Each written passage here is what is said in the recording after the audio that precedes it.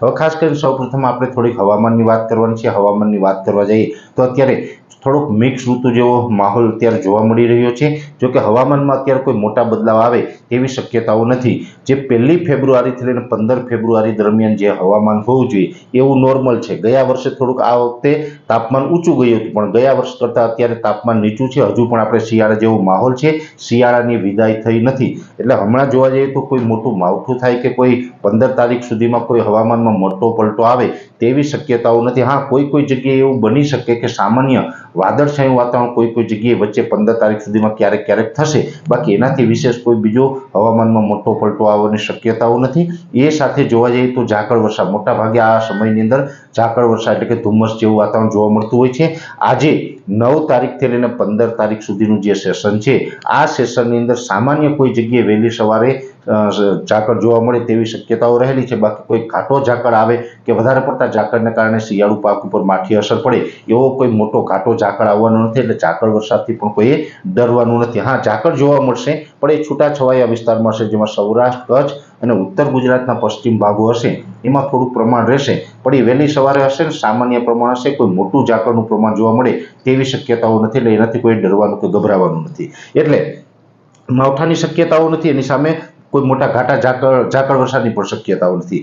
વાત છે પવનની જોવા જઈએ તો છેલ્લા એક અઠવાડિયાથી જે પવન હતો એ છેલ્લા 2-4 દિવસથી પવન શાંત થયો છે। અત્યારે પવનની સ્પીડ છે નોર્મલ 12 થી લઈ અને 9 સુધીની મિનિમમ છે, એટલે કે 9 થી લઈને 12 કિલોમીટર પ્રતિ કલાક ઝડપે પવન ચાલી રહ્યો છે। અને 15 તારીખ સુધી પવનની ઝડપમાં કોઈ મોટો વધારો થાય એવી શક્યતાઓ નથી। હા, એક ચોક્કસ વાત છે કે એકલ દોકલ સેન્ટરમાં કે લોકલ રીતે 2-3 તાલુકામાં કે પવનની સ્પીડ 1-2 દિવસ માટે વધી હોય તો એ વાત અપવાદ રહેશે। બાકી ઓલ ઓવર જોવા જઈએ તો ગુજરાતમાં સૌરાષ્ટ્ર, કચ્છ હોય, મધ્ય ગુજરાત હોય, ઉત્તર ગુજરાત હોય કે દક્ષિણ ગુજરાતના ભાગો હોય, તમામ ભાગોની અંદર પવનની સ્પીડ છે એ નોર્મલ નજીક છે, એટલે કે 9 થી લઈ અને 12-13 કિલોમીટર પ્રતિ કલાકની ઝડપ પવનની ચાલી રહી છે। અને આ જ મુજબના પવનો છે 15 તારીખ સુધી ચાલતા રહેશે।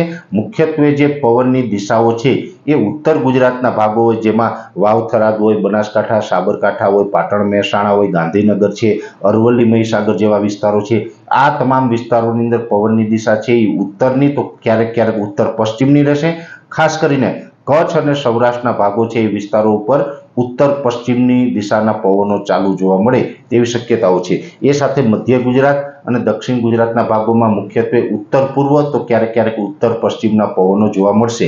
એટલે પવનની દિશાઓ છે એ પણ ગુજરાતના અલગ અલગ વિસ્તારોમાં અલગ અલગ દિશાના પવનો જોવા મળે અને પવનની સ્પીડ છે એ નોર્મલ રહેશે। એટલે કોઈ મોટો ફેરફાર પવનની સ્પીડમાં કે દિશામાં પણ પડવાનો નથી, જેની દરેક મિત્રોએ નોંધ લેવાની છે। અત્યારના તાપમાનની વાત કરવા જઈએ તો હાલનું તાપમાન છે એ નોર્મલ નજીક કહી શકાય। 30 થી લઈને 32 ડિગ્રી અને અમુક આઇસોલેટેડ વિસ્તારો છે એની અંદર 34 ડિગ્રી સુધીનું તાપમાન જોવા મળી રહ્યું છે। આ મહત્તમ તાપમાનની વાત છે, પણ લઘુત્તમ તાપમાન છે હજુ નીચું છે, કેમ કે હજુ શિયાળાની વિદાય થઈ નથી, શિયાળા જેવો માહોલ છે। મહત્તમ તાપમાન 30 થી લઈને 34 ડિગ્રી છે, એટલે કે દિવસનું તાપમાન 34 ડિગ્રી સુધીનું જોવા મળી રહ્યું છે। જ્યારે પણ 35 ડિગ્રી ઉપર તાપમાન જાય પછીથી આપણે ઉનાળાની શરૂઆત ગણી શકાય। એટલે હજી ઉનાળાની શરૂઆત થઈ નથી, પણ જે લઘુત્તમ તાપમાન છે એટલે કે રાત્રિનું તાપમાન છે હજી 18 ડિગ્રી કરતાં નીચું ચાલી રહ્યું છે। સામાન્ય રીતે 14 થી લઈને 16 સુધીનું તાપમાન છે એ અલગ અલગ વિસ્તારોની અંદર તાપમાન જોવા મળી રહ્યું છે। એટલે રાત્રિનું તાપમાન છે હજુ પણ 18 ડિગ્રી કરતાં નીચું છે।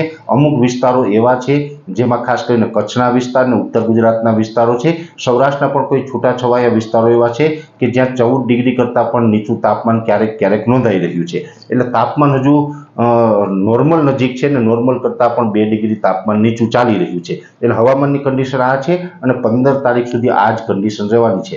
વૈષ્ણવજન તો તેને કહીએ જે પીડ પરા